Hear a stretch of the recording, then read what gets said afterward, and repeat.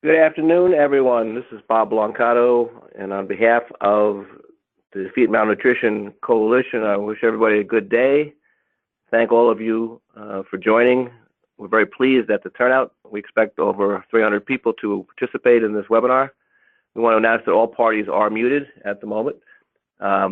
We begin our third year as a coalition, pleased with the progress we have made in raising awareness about the serious health issue of malnutrition and older adults, while offering and advocating for solutions on both the legislative and regulatory fronts. We thank our Defeat Malnutrition members, old and new, for their support, their interest, and their input. We note actually that our membership has increased by 4 organizations just since the first of this year. We are pleased to dedicate most of this webinar to the presentation and discussion of our 2018 policy agenda. This has been a collaborative product of a number of our members. And let us now turn to our agenda, and to present it, we have a distinguished group of speakers, leading off with Meredith Ponder-Whitmire, our esteemed Policy and Advocacy Director of the Coalition, who's going to provide an overview of the agenda.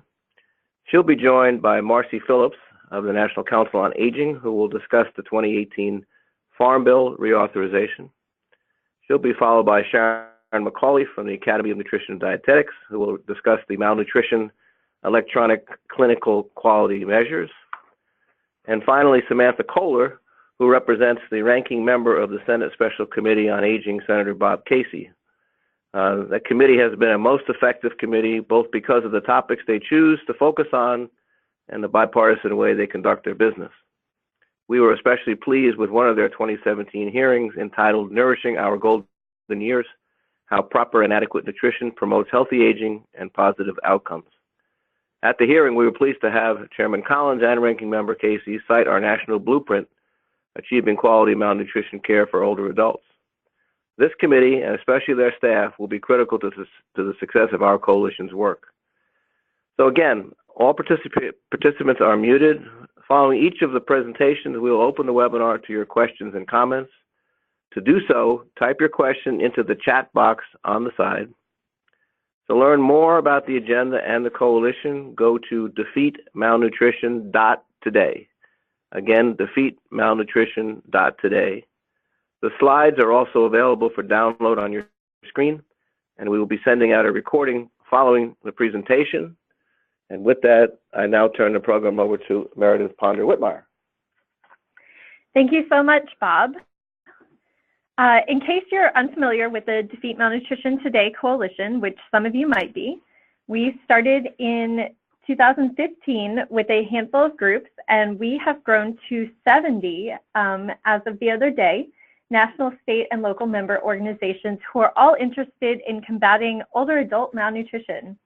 And over the past 2 years, we have participated in a number of activities, webinars like this one, Congressional Advocacy Day. We've submitted a number of regulatory comments.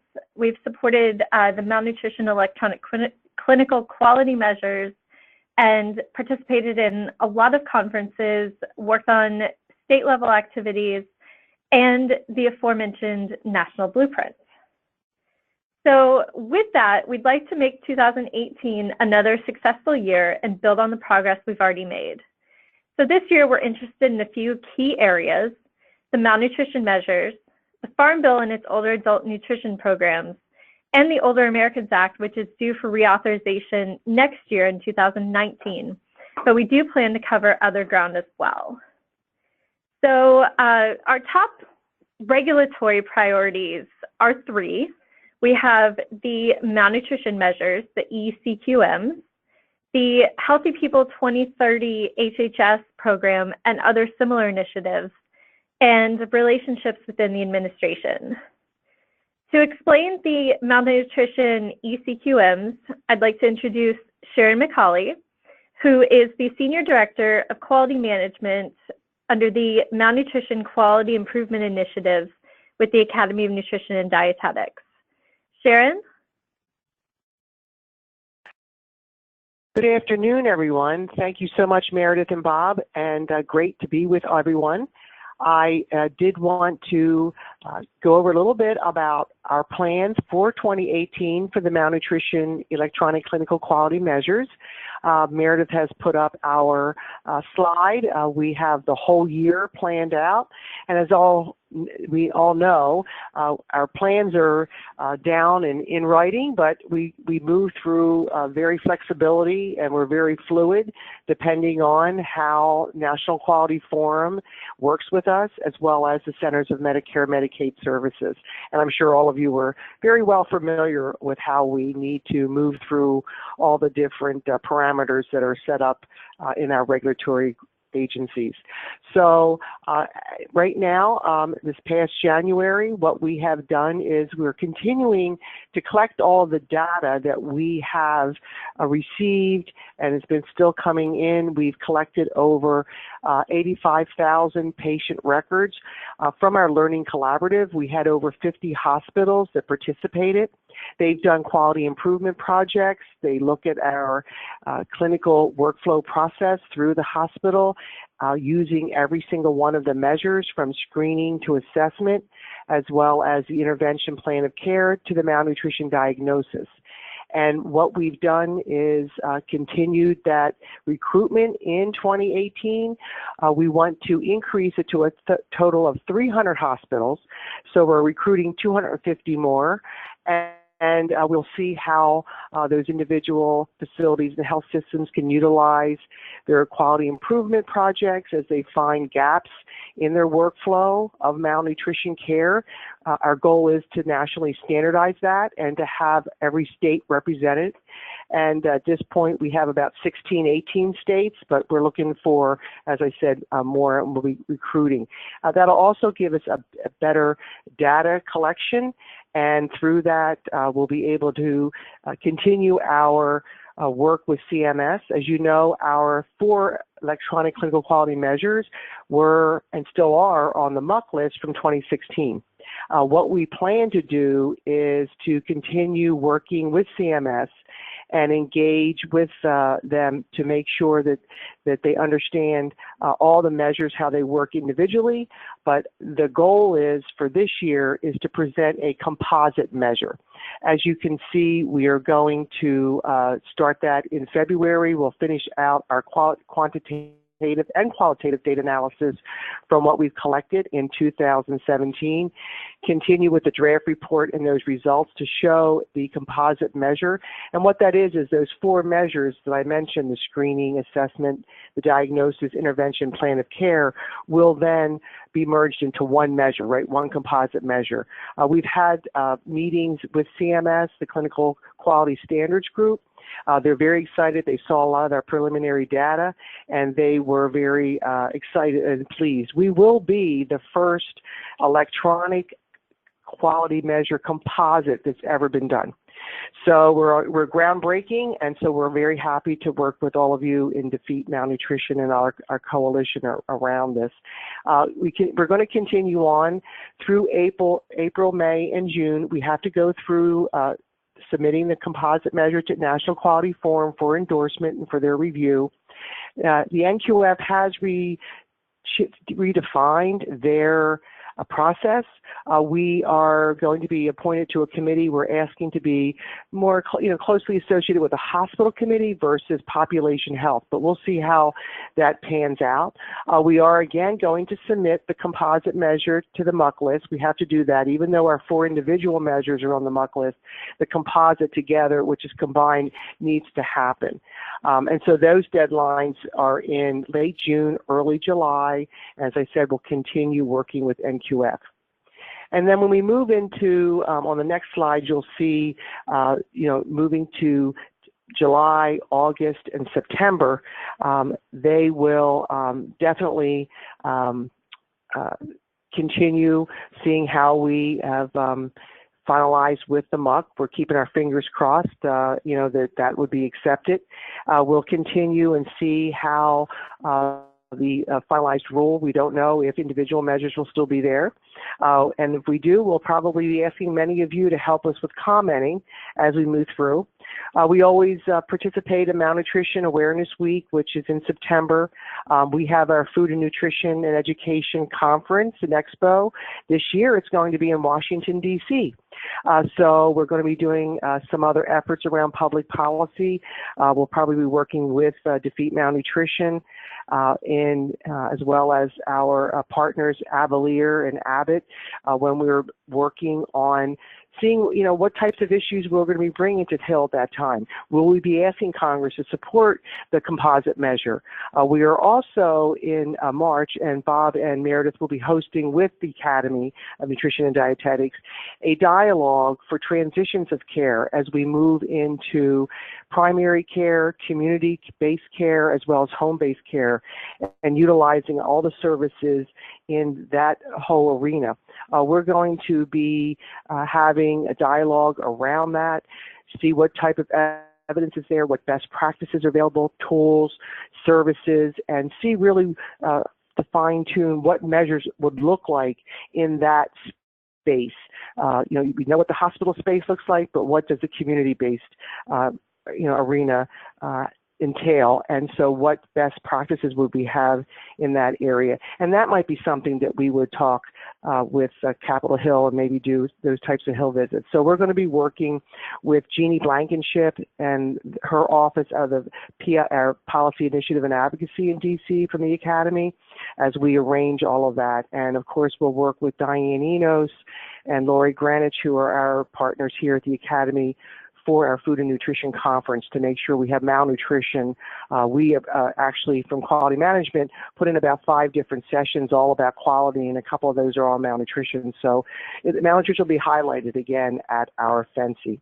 As we move forward through the November, December, we'll see what potential endorsements going to happen with the malnutrition composite measure with National Quality Forum, and then we'll move into all the different processes that they have around that, which is see if we made the measures on a consideration list. That'll be released through NQF.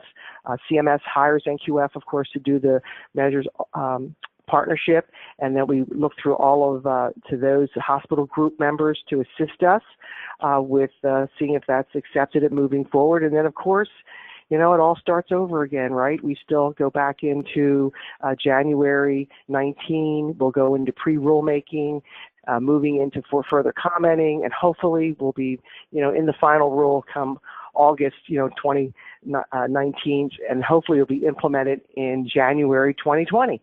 So that's our summary of how our plan is for the actual measures and where we are.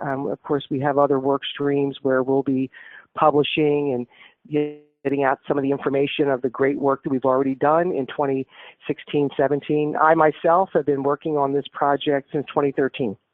So I'm in my 5th year, and I'm very happy that all of you are working with us together, and it's a great coalition. So thank you, and I'll turn it back over to Meredith.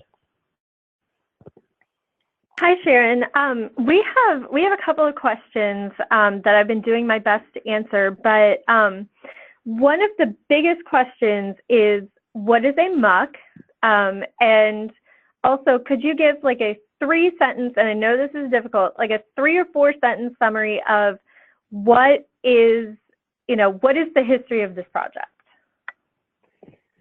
Okay, the history of the project. We felt that through all of our evidence and research and knowing how many measures that our, American Medical Association and other professional groups have put forward, that there was a gap in the hospital arena as well as in our long-term care, skilled nursing facilities for malnutrition and that malnutrition care. And what does that look like? And what is that standardization of care? So we did pull together 20-25 stakeholders, the Joint Commission, CMS, many of the health systems, a lot of the different groups together, ASPEN, American Society of Parenteral and Enteral Nutrition, as well as I said, many of the other health systems that see this on a regular basis. And we understand about the issue of readmissions. Not to be readmitted in 30 days. The length of stay, we don't want our patients who are coming to the hospital either malnourished, being transferred maybe from their home after a fall. They may have had an issue with, some social determinants of health, some functional status. They could have had issues with other kind of issues with cancer, diabetes, etc., that there's an issue. So malnutrition sometimes ends up being not found or just not keyed in. So we are bringing light to that through the hospitals and through CMS and our older adults of 65 and above who, really show all of that, markers. We know that 20 to 50% of patients are at risk for malnutrition or malnourished upon hospital admission. We have about, only 7% of our patients are typically diagnosed in the hospital. So from those informational pieces that we had, we knew that that was a gap and that we brought this to light. And this project really has resonated with the administration of many of the hospitals and health systems.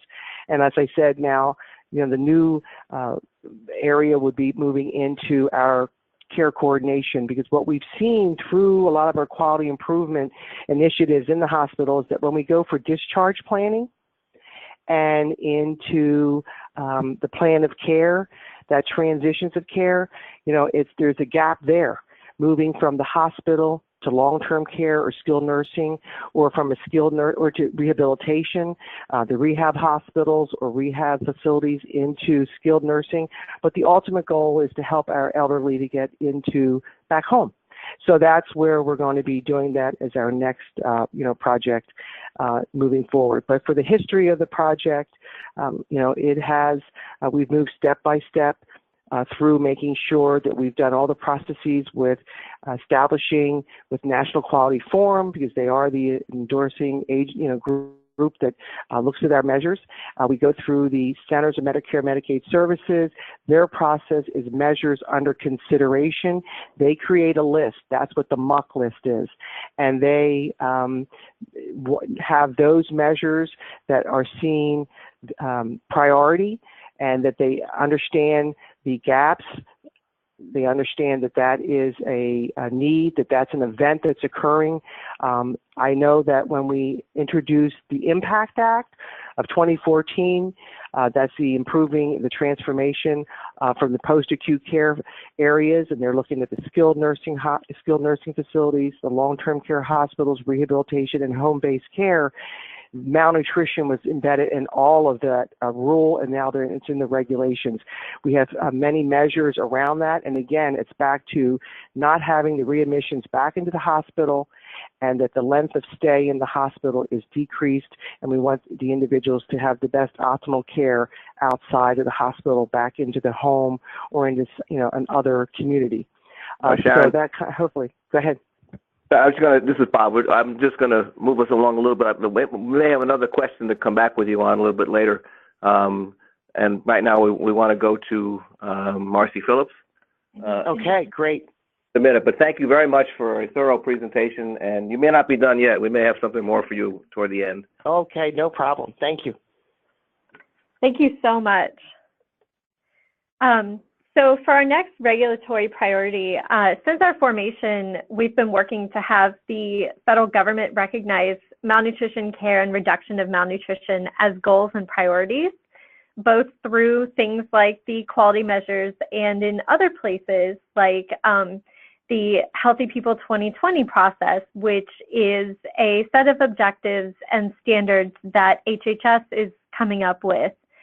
And these were goals that they set every 10 years to try to reach. And we had submitted malnutrition and older adult malnutrition reduction as an objective for Healthy People 2020. We were ultimately unsuccessful in getting that objective in as a national goal, but we're hoping that with all of this new data coming out on malnutrition, that Healthy People 2030 may be different, and that process is happening right now. There are similar initiatives about getting malnutrition care recognized as important objectives happening in other agencies and departments. One of those is happening right now. The NIH All of Us campaign that a lot of you have been helping us vote for is one of those. You know, trying to get malnutrition risk as a research question that NIH should be working on. So if you're interested in that, we can send you more information. You should be added to our policy list anyway if you're already not. So shoot me an email at info@defeatmalnutrition.today and we can get you set up there. So further, this year we'd like to convene one-on-one meetings with federal staff who work on nutrition issues in federal agencies, including ACL, the Administration for Community Living, the USDA, et cetera. And currently, ACL is working with a lot of external partners on National Nutrition Month, which is next month, March, and Malnutrition Awareness Week, which happens in September. And we'd like to further strengthen our connections with other departments that could be brought into this effort that aren't already working on this. Like the CDC isn't really working on older adult malnutrition right now. Possibly SAMHSA, the mental health folks, and the National Institutes on Aging are doing some work, but not quite enough. Other areas of the NIH. And we'd like to focus some attention on the VA and the work they're doing. And Older Americans Month is coming up in May, and their theme is engage at every age. So we think that there's definitely some relevance there. And of course, we'll be continuing to share research with key staff throughout the year. So we have a lot of top priority legislative items. You know, as much as we can do with the quality measures from a legislative standpoint, including things like sign-on letters and advocacy from legislators. Funding for FY18, which is still happening, and FY19. The Farm Bill authorization and related bills, the Older Americans Act reauthorization, and any further congressional activity and relationship building. So with funding, we are still in the middle of determining FY18 funding levels for all programs, including many important senior nutrition programs. And for the record, FY18 started October 1st. So we are still in the middle of continuing resolutions and determining the final funding levels. But FY19 advocacy will start this month with the release of the President's budget proposal for FY19. So we're kind of in a weird in-between period where we're working on both of these things, and your help with advocacy is going to be very important. So I'd like to turn to the Farm Bill reauthorization this year, and for that, we'd like to bring on Marcy Phillips, who is the Director for Public Policy and Advocacy for the National Council on Aging. And Marcy? Thanks, Meredith. I'm pleased to have the opportunity to join you all this afternoon and share what I know about the progress of the Farm Bill debate this year. Unlike the Older Americans Act that authorizes discretionary programs, the role of the Farm Bill is largely to authorize programs that are more on the mandatory side. And so there's a lot more pressure to make sure that that legislation is enacted so that the funding can still flow. As it's noted on the slide here, the Farm Bill expires at the end of the federal fiscal year this year, which is September 30th of 2018. What we are hearing so far is that the House is expected to move its proposal first.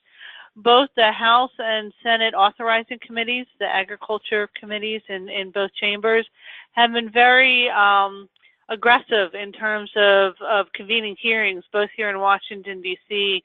and around the country. But Chairman Conaway of Texas in the House has indicated that he is very interested in moving legislation very soon this year. And what they are waiting on at the moment is a score from the Congressional Budget Office. CBO will essentially give the chairman a price tag, what all of the proposals that he is putting on the table might cost. And one thing that a lot of advocates on the House side are keeping in mind is to what extent are there also cuts that might be proposed. So not only things that might cost money, but ways in which they're looking to achieve savings, perhaps by scaling back programs. Now, I'm not saying that those proposals are necessarily on the table right now. The chairman has taken a very thoughtful approach to looking at the nutrition title as well as the rest of the legislation. So I don't have any intel, at least as of today, in terms of any cuts that we should be concerned about. However, if any of you have been mindful of some of the larger debates that we are facing here in Washington, D.C., a lot of us are preparing for potential threats to a number of programs, particularly those that are viewed as quote-unquote welfare programs and have some form of means testing.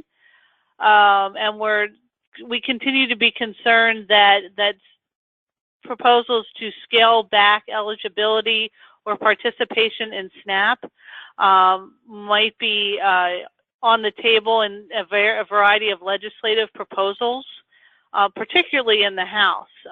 If you look back at past budget resolutions that the House has considered, in which they look to kind of set the tone for what the majority in the House might want to take on in order to rein in the budget and government costs, SNAP has been in the crosshairs.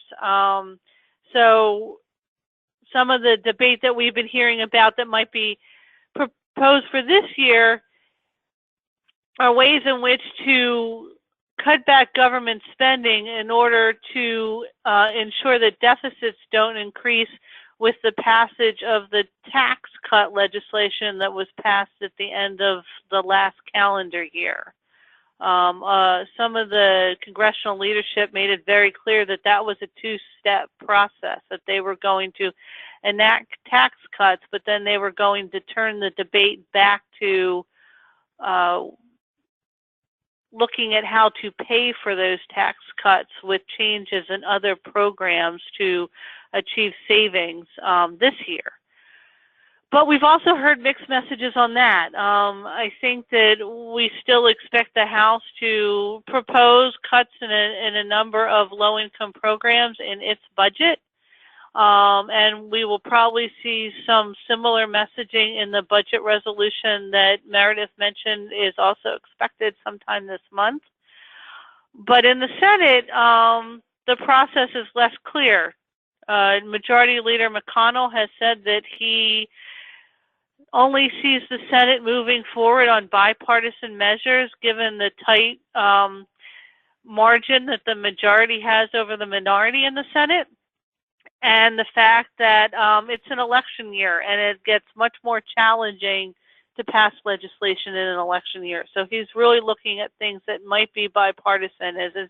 As you can suspect, any proposals that are looking to cut programs that a number of low-income Americans rely on would not be viewed as a bipartisan effort. So it's entirely possible that without that budget process that the House first proposed, that the Farm Bill could be another vehicle to achieve some of those changes in SNAP in order to provide some cost savings. A lot of advocates have made the case that the SNAP cost is going down as the economy slowly improves and less Americans need to rely on that food assistance to help make ends meet and feed their families. So the cost is ebbing like it's supposed to as the need decreases. But we're getting geared up. If the House is ready to release a bill in March, we need to be able to respond to that. And then, the Senate path is less clear. But if they're going to reauthorize a farm bill before the end of the federal fiscal year, they'll have to get something on the table fairly soon. And I mean, isn't it unheard of that they might do a short extension if they can't agree to legislation by that time? And I don't think that that's totally unheard of in an election year, that they might have to buy some more time. But at least from our perspective, we feel like we might be doing a little bit of defense to make sure that nutrition programs are protected. But on a positive note, there are some bills that we can look to, next slide please, that will kind of set the stage for some improvements that could be made in nutrition programs within the context of the Farm Bill, that would help older adults and other vulnerable populations.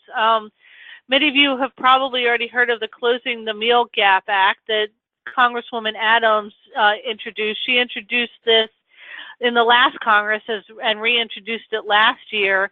And it really looks to make a number of improvements in SNAP in order to make those services more accessible.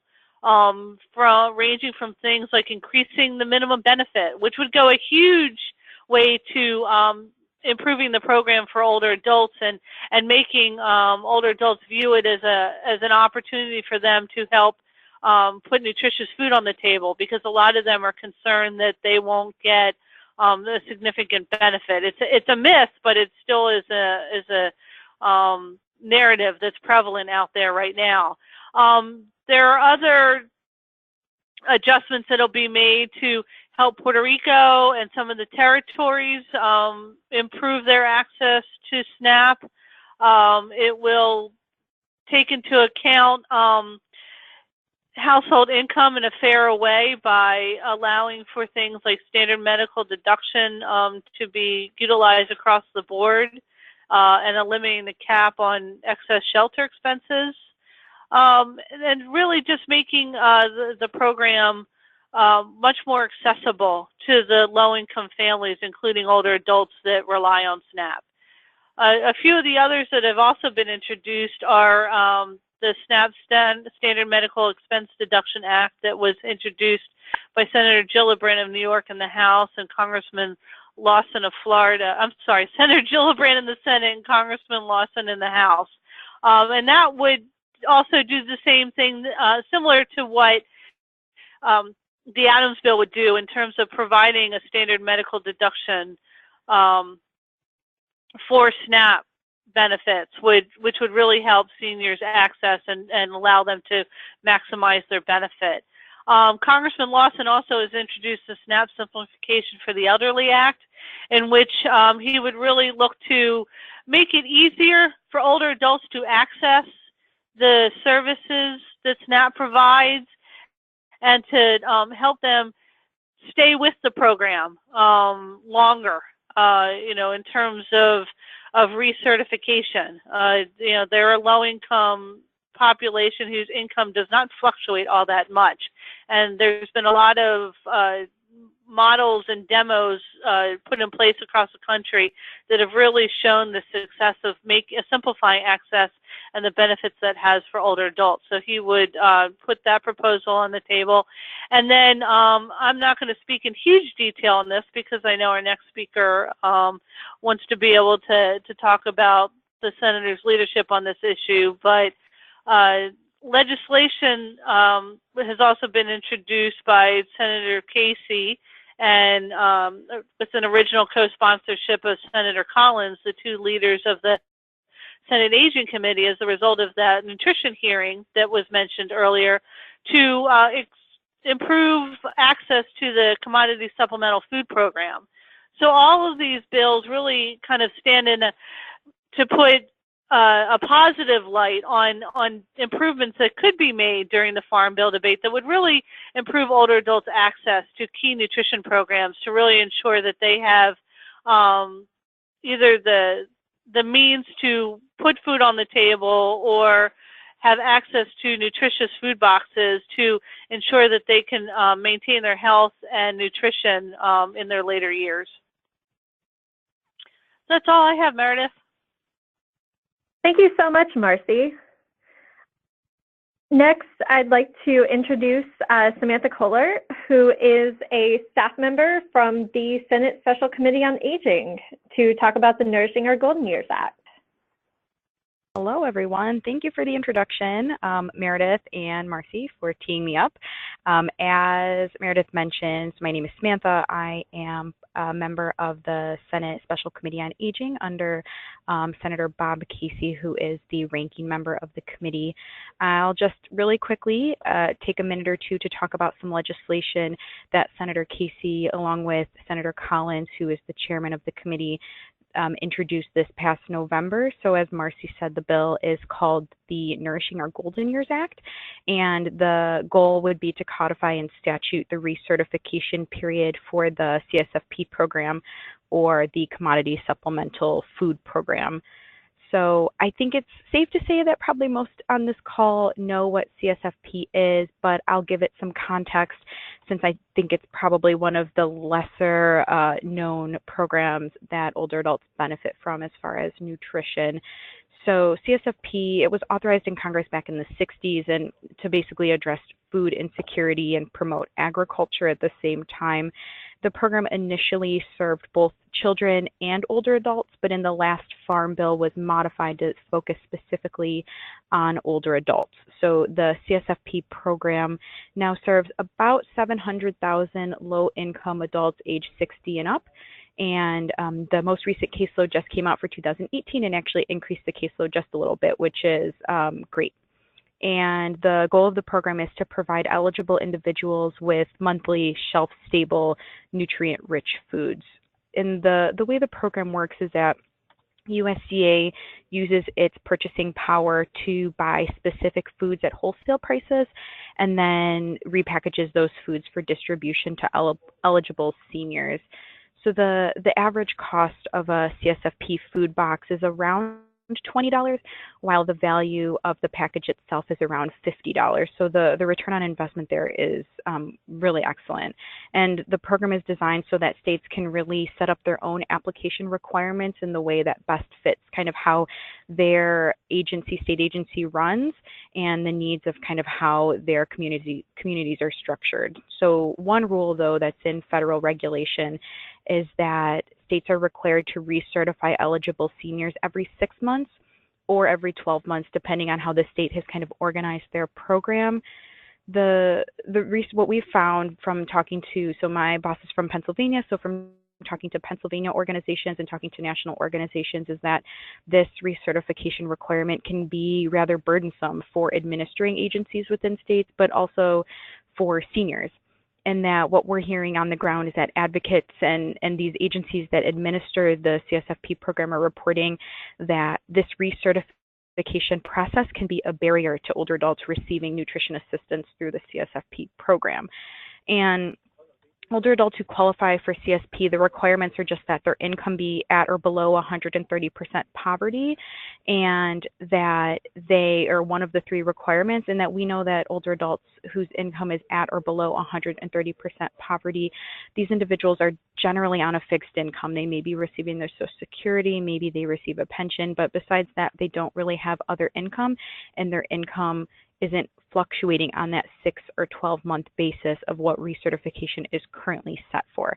And so that this recertification process can lead to unintentional removal of seniors from the program simply because they're unable to recertify their eligibility in time.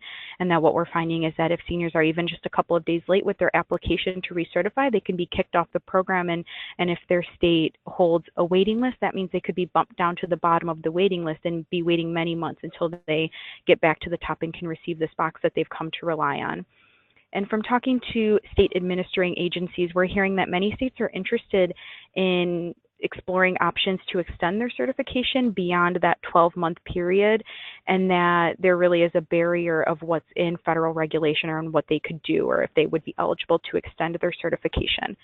So that leads us to the Nourishing Our Golden Years Act. So what this act would do is it would set a minimum certification period of 1 year, but it would also provide states the flexibility to extend their CSFP certification period beyond that 1 year set minimum, so long as participants' address, interest in the program, and income is evaluated on an annual basis. So this is really saying for those states that already do a one-year certification, you've met the minimum requirement, and for states that are interested in exploring certification periods beyond 1 year, they have the opportunity to do so under the Nourishing Our Golden Years Act. We, as I said, introduced this in November. We currently have 14 organizations who support the bill, including Defeat Malnutrition Today, NANAS, NCOA, the Academy of Nutrition and Dietetics, Feeding America, FRAC. I'll stop naming them now, but a number of organizations that have been very supportive of the bill, and we're grateful for their support. We're currently working to get some of our colleagues here in the Senate on the bill and hoping to introduce a version in the House at some point as well. Our long-term goal is to get this into the Farm Bill, base text of the Farm Bill, and Marcy did a great overview of kind of where the Senate and the House are at on their Farm Bill reauthorization process, and it sounds like she knows exactly what I know. So we're working really hard to get this going and to garner more support. I wasn't able to get a one-pager on the bill out to Meredith ahead of this call, but Meredith, I'll get that to you, and you can share that with others. And if anyone has questions and would like to learn more about the bill or wants to talk about senior nutrition issues, I welcome you to reach out to myself or my colleague, Sarah Kasawana, in Senator Collins' office, and we're happy to chat. Thank you. Thank you so much, Samantha. And I'd also like to extend our thanks to the senator.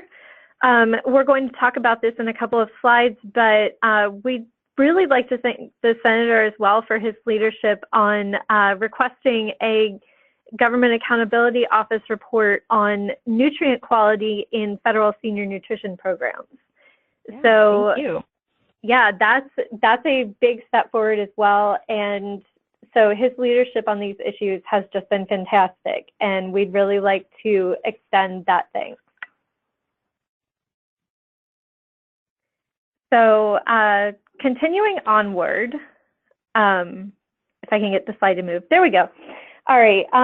We'd like to join our colleagues at NANAS and the Benjamin Rose Institute on Aging in soliciting ideas for the 2019 Older Americans Act reauthorization with a focus on nutrition. Some of our initial thoughts that we could be thinking about submitting some ideas on include improving nutrient quality in foods that are distributed under the program, including the commodities in the Nutrition Services Incentive Program, some more focused malnutrition content in nutrition education, and potential look at the use and role of oral nutrition supplements. So just a few very broad ideas there. If you have specific ideas, please email them to me. We are collecting them. So in the future, this year, we'd like to potentially conduct a webinar on these ideas and or a session at one of the major nutrition conferences coming up on ideas. And we will definitely be participating in any activities around reauthorization generated by the administration. So further congressional activity, again, there will be a GAO report regarding the request from Senators Casey and Murray on the nutrient quality of food provided in federal senior nutrition programs. So we expect to be involved with this, and we're hoping the report is done by the end of the year so we can follow up on the recommendations. We, of course, will be looking for other possible relevant committee or subcommittee activity in both House and Senate to testify, submit written testimony, that sort of thing. And we'd really like to cultivate more champions in the House specifically. There are a lot of folks who are interested in this in the Senate, but we'd really like to cultivate a broad interest base in the House on malnutrition. We, this year, plan to work with our member Aspen to get formal congressional recognition for Malnutrition Awareness Week, potentially in the form of a Senate resolution. And we're thinking about holding a congressional reception during the week. And of course, continuing to share research and op-eds as they are written throughout the year with key staff. So just a quick list of maybe some other things we might be doing this year. Continuing to build on ACL's National Resource on Nutrition and Aging's work. reviewing the results from some of the Mathematica evaluations, monitoring the work of other government entities like the U.S. Preventative Task Force, CMS advisory committees. We'd like to look at possible legislative work around the Welcome to Medicare exam and annual wellness visits to have them include questions on malnutrition and food insecurity, that kind of thing.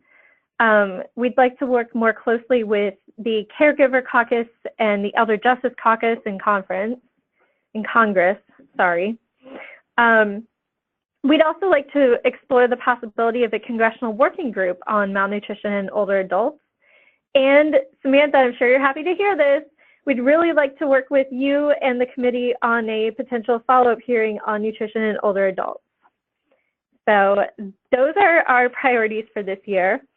I am looking at the question box, and we have questions coming in. First one, I think, probably goes to Marcy, actually. Marcy, do we have any updates on the Senior Farmers Market program? Can you hear me? Am I unmuted? You are unmuted now. Great. You know, I wish I did. I don't have anything new to that extent. I know it's been part of the. Hold on one second.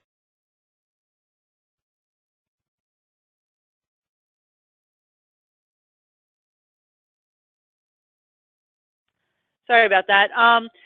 So we've been monitoring that program with a number of other organizations, but we really kind of followed the lead that some other groups have taken on that particular program. So I don't have anything specific. I just know that it's part of the conversation as they're looking at the Farm Bill renewal. Thank you. Samantha, I think this one is for you. In Michigan, they went with a recertification every 6 months. Will it now be back to recertification every 12 months? Great. So yeah, if the Nourishing Our Golden Years Act passed, then the state would be required to set their certification period at 12 months, and they would have the option to extend it beyond 12 months should they choose.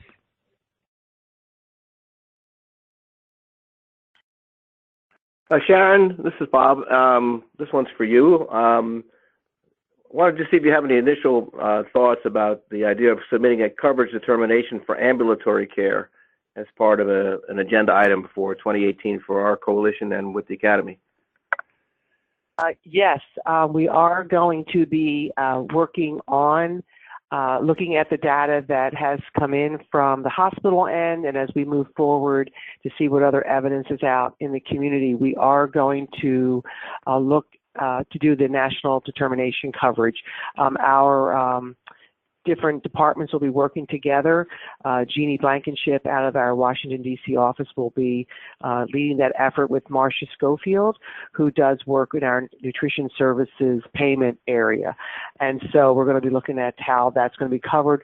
We would, very much like to work with this coalition of members to see what types of services would be reimbursable and those types of payment bundles that are, would be moving forward for that determination, to see what kinds of items would be covered. Thank you very much. All right. And this one is this is an answer on the Senior Farmers Market nutrition program. So Senator Brown from Ohio apparently has introduced the Local Farms Act that would double the funding for the Senior Farmers Market program to around $50 million and also include veterans in the program, not just seniors. Something for our agenda. Yeah, that is another thing for the agenda. Let me jot that down. Thank you. And then this one is a very general question that I'd like to answer. Also, really quick, apparently Captor in the House introduced the companion bill to the Farms Act, it looks like. Marcy Captor from Ohio. Here's a good question. Do we know the level of malnutrition for people receiving in-home supportive services, since in-home supportive services does not provide food, only food preparation?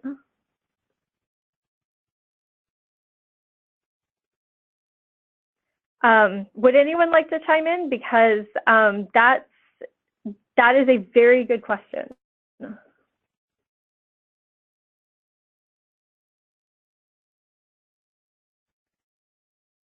I can answer that partially.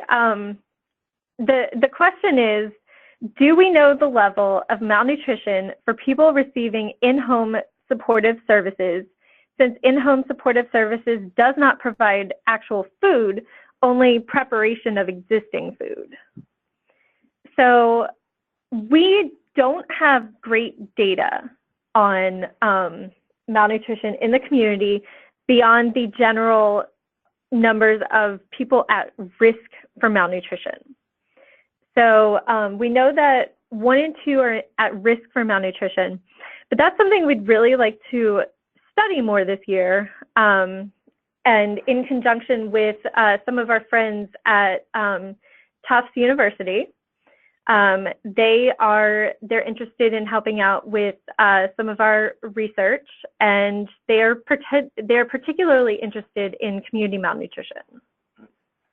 And I think as the also as the increased use of Medicaid dollars for nutrition services and expanded use of home and community-based care services, this question and this data becomes that much more important.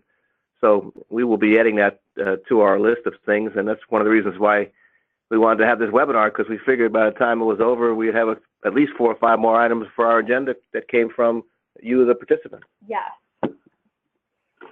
So this is a great general question. People are asking how they can assist because they have time and energy. Well, for starters, we'd really like it if you would join our coalition. You can email me at info@defeatmalnutrition.today, and I can add you to our policy mailing list. Flag it to me that you are particularly interested in being deeply involved, and I will flag you for deeper involvement. And also for folks that are interested in joining this advocacy effort, we're also very interested in you beginning early on to develop working relationships with your House members and your Senate members and their staff. And you can do it at the district office level or the Washington level, because that's really what this process is about. There's a lot of educating and raising awareness that needs to be done on the topic of malnutrition in older adults. And we all have the information. We have partners that can help provide information, but it's all about communication to these folks so that they understand when the topic like a farm bill comes up or Older Americans Act comes up, or joining a letter to CMS on quality measures. We can pick up some new friends along the way if you join with us and do advocacy with us. All right. I think that appears to be it. Does anyone else have any closing comments? Any of our panelists? Hi, this is Sharon. Yes, Sharon.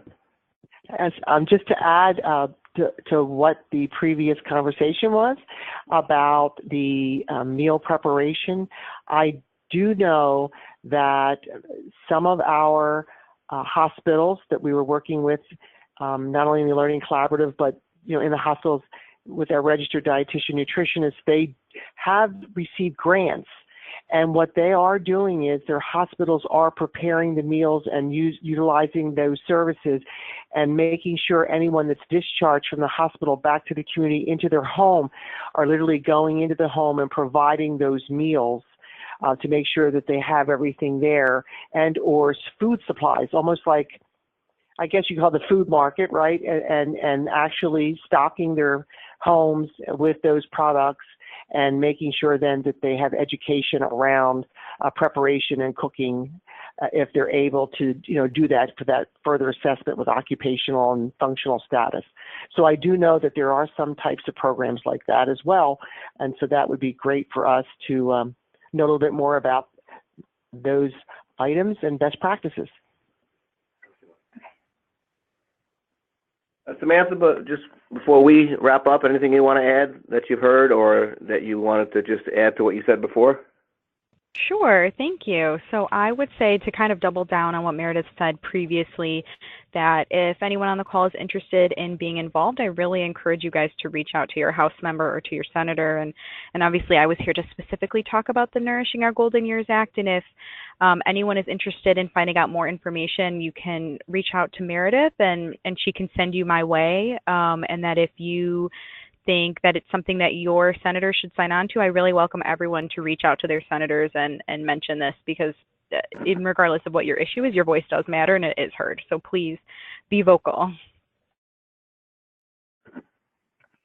Thank you so much. So I'm going to wrap this up. Finally, to learn more about the policy agenda and the coalition, please go to defeatmalnutrition.today. The slides are available for download on your screen. We're going to put them on the website, and we will be sending out a recording of this presentation I think the email is scheduled to go out in about an hour, so you will be receiving the email. We really appreciate you and our members, our partnerships we have through Defeat Malnutrition Today. And in that vein, we also want to thank Abbott Nutrition for their ongoing support of our work. So with that, I am going to wrap this up. Thank you so much, everybody.